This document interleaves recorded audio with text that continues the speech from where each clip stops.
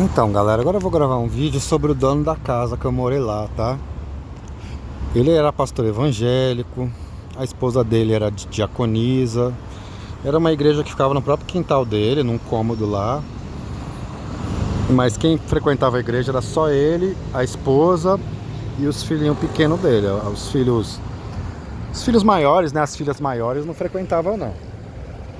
Então ele era um pastor basicamente dele ali mesmo, dele mesmo, da mulher dele e tal. Um senhorzinho assim, que tinha atitudes ambíguas, né? Ao mesmo tempo que ele era bondoso, caridoso comigo, em algumas partes, em outras partes ele trabalhava para a rede, né? Então ele era uma pessoa assim dividida, pelo que eu percebia nele. Uma pessoa extremamente dividida. Provavelmente devia favores para a rede, tinha o rabo preso com a rede. Pelo fato dele ser muito ligado a políticos na cidade dele, devia dever favor, né? Muitos favores, não sei. Porque ele tentava ser justo comigo, mas ao mesmo tempo que ele tentava ser justo, ao mesmo tempo ele praticava injustiças, por um lado. Porque ele ficava dando recado, que eu falei pra vocês, era toda hora. Gravei isso em vídeos anteriores. Todo dia, toda hora falando de trabalho, falando de trabalho, de que o homem depois de uma certa idade fica difícil para conseguir emprego, difícil para isso, difícil para conseguir casa própria. Até isso ele falou, o homem depois de uma certa idade, se conseguiu coisas até agora conseguiu, se não conseguiu até agora não consegue mais. Não consegue mais casa própria, não consegue nada. Ele dando recado de macaco voador e falando de trabalho, toda hora, todo santo dia, para eu trabalhar, para eu trabalhar, para eu trabalhar. Caramba, esse povo destruiu minha vida psicológica, destruiu minha vida profissional que eu tava trabalhando. Fizeram eu perder meu emprego, fizeram eu perder maior dinheiro, estão me xingando, me stalkeando Brasil afora. E ainda querem reverter a situação falando que eu sou vagabundo. Sendo que esse é uma cambada de vagabundo que destrói a vida de pessoas inocentes, destrói a vida de pessoas realmente trabalhadoras. Aí depois que vocês destroem a vida de pessoas realmente trabalhadoras, vocês ficam chamando a pessoa de vagabunda. Não conseguir estudar, celular clonado, a casa todinha monitorada por dentro e por fora. E ele tava lá, mandando recado da rede, falando de trabalho, toda hora, todo momento, sabe? Toda hora. Mas ao mesmo tempo, gente, ele tinha essas atitudes extremamente injustas, mas ele tinha atitudes que eu percebia que ele tentava fazer justiça por um outro lado. Então ele conversava muito comigo, várias vezes eu tentei sair da casa, que eu falei, olha, não vou ficar morando na sua casa aqui, porque eu contei toda a verdade pra ele. Eu falei, eu tô passando por isso e por isso, eu já me mudei pra longe, pra eu reconstruir minha vida, com um pouquinho de dinheiro que me sobrou, uma merreca, uma mixaria. Eu vou tentar fazer o meu trabalho em casa, porque é a única coisa que eu consigo fazer. E é a única coisa que eu tenho cabeça para fazer e tenho físico para fazer. Mas eu não consigo estudar, porque meu celular é hackeado. Alguns cursos que eu comprei, eles bloquearam o acesso. E eles me perseguem. Aí eu contei tudo para ele, né? Em rodoviária, dentro do ônibus. Contei tudo da minha vida para ele. Então ele ficou ali, sabe? Ao mesmo tempo que ele era macaco voador e pau mandado da rede, ao mesmo tempo ele tentava fazer justiça também. Eu percebia isso nele, entendeu? Então assim, ele era uma pessoa muito estranha nesse sentido, né? Ambíguo, sabe? Então muitas vezes eu quis sair da casa dele, eu falei, eu vou embora, não vou ficar mais aqui, porque eles já me acharam aqui. Aí ele falava, não vai embora não, fica aí. Ele me dava muito conselho, gente. Ele falava, olha, não reage, porque é isso que eles querem. Eles ficam te provocando justamente para você reagir. E nessa que você reage, já tá tudo armado pro seu lado, para te prender como louco, ou para te prender como criminoso, como já te fizeram 3 vezes. Então ele me dava muito conselho também. Ele conversava muito comigo também. Então eu acho assim, que ele tinha o serviço que a rede mandava ele fazer. Mas, tipo assim, quando a rede não mandava ele fazer nada, ele dava o... Ele tentava me ajudar, entendeu? Então ele era muito compreensivo comigo. Muito compreensivo, por um lado. Diversas vezes, gente. Eu falei, ó, não vou morar mais aqui, porque não é legal essa situação, o povo gritando aí, Ele, não, pode ficar, porque eu já passei por isso. E ele falava que na juventude dele, ele tinha passado por isso uma vez.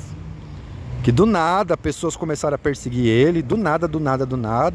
E foi uma grande perseguição também. Nada comparado à minha, porque naquela época não tinha celular, né? Não tinha internet, não tinha rede social.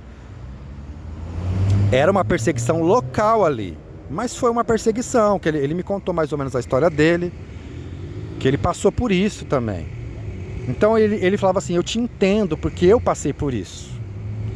Então muitas vezes eu tentei sair da casa dele e ele me segurava lá, não vai, fica aí. Você vai pra onde? Pra onde você vai se você sair daqui? Você vai ficar andando no Brasil à toa, afora, gastando seu dinheiro? Eu falei, mas eu vou ficar nessa situação aqui, eu tenho que tentar me libertar dessa situação. Polícia eu não posso recorrer. Todas as vezes que eu recorri, não deu em nada. E outras vezes ainda ficaram contra mim. Preciso gravar o vídeo do policial lá no outro estado que ficava me seguindo. Esqueci, vou gravar esse vídeo ainda. Foi bom ter falado. Que aconteceu muita coisa no outro estado também, gente, muita coisa. Assim como aconteceu aqui, aconteceu lá no outro estado, muita coisa também. E aí, galera, ele falava, eu te entendo, eu já passei por isso. E aí os filhos dele só existem porque ele passou por isso. Se ele tivesse passado e morrido, passado e sucumbido, nem os filhos dele estariam vivos hoje. Porque ele não teria existido para ter filho, né? Então ele me entendia, ele me apoiava, ele me dava conselhos. Você vai para onde? Fica aí, você vai ficar andando de cidade em cidade. Mas eu vou ficar dentro daquela casa toda monitorada, o povo abrindo minha geladeira. Se não foi ele mesmo que abria, outra pessoa era. A casa todinha monitorada por dentro e por fora. Então não tem clima para mim ficar nessa casa. Mas ele me segurava, sabe? Você vai ficar andando por aí? Fica aí. Mas ele também, assim, eu não sei te explicar. Quer dizer, sei te explicar. Ele tinha uma mente dividida, sabe? E também ele fazia muita coisa assim de... quando tava para chegar o dia de eu entregar a casa... Aí eles ficavam todo bonzinho comigo, tanto eles quanto a rede, que era para me permanecer naquele lugar insalubre mentalmente, né? Então assim, se ele entregar a casa, se ele viajar de novo, a gente vai ter que ter o trabalho de perseguir aonde ele for lá de novo. Então, toda vez, isso daí era batata, era o modus operandi. Toda vez que estava chegando o dia de vencer o meu aluguel,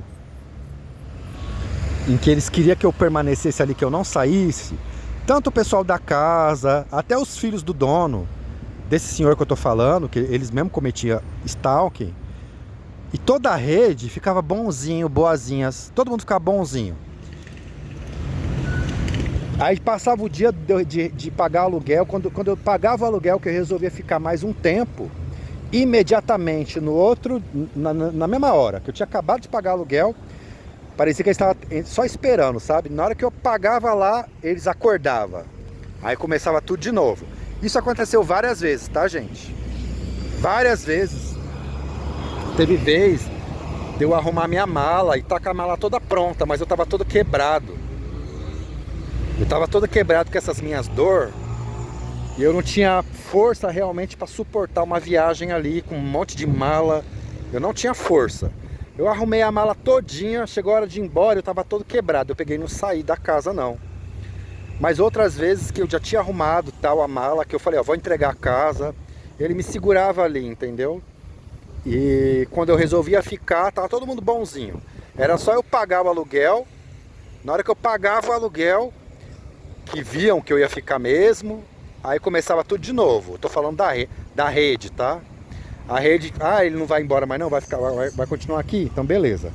A gente já enganou ele, a gente fingiu que era bonzinho, a gente fingiu que a gente tinha parado para ele poder ficar mesmo. Agora que ele ficou, que ele pagou mais um tanto de aluguel, agora a gente pega fogo de novo, a gente começa os stalk de novo. E aí ele falava de Deus, falava da Bíblia, mas ao mesmo tempo que ele falava, que ele pregava até, ele também tinha muita atitude antagônica, né? Muita atitude que era contra o discurso que ele pregava, né? Então, essa é o resumo da frase que eu tenho para falar desse senhor é ambiguidade. pessoa dividida ao meio. É como se ele devesse favores, tinha o rabo preso com a rede, mas ao mesmo tempo também quisesse me ajudar. Essa é a palavra que define ele. Uma pessoa dividida ao meio. E assim, e muitas outras vezes ele realmente infernizava a minha cabeça, amando da rede, né? E se tem uma coisa, gente, que eu tenho pra elogiar, eu não sei, né? Eu não posso nem falar isso, porque eles invadiram a minha privacidade. Pô, ele sendo o dono da casa, ele permitiu que instalaram câmera lá, sei lá como, que me viam dentro da minha casa, né? Então eu não tenho que elogiar, não. Não tenho que elogiar, não.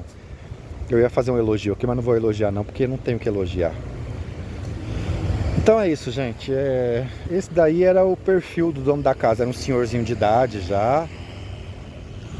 Um senhorzinho de quase 50 e poucos anos, né? E é isso. Eu vou gravar outro vídeo aí falando de algum outro assunto, tá?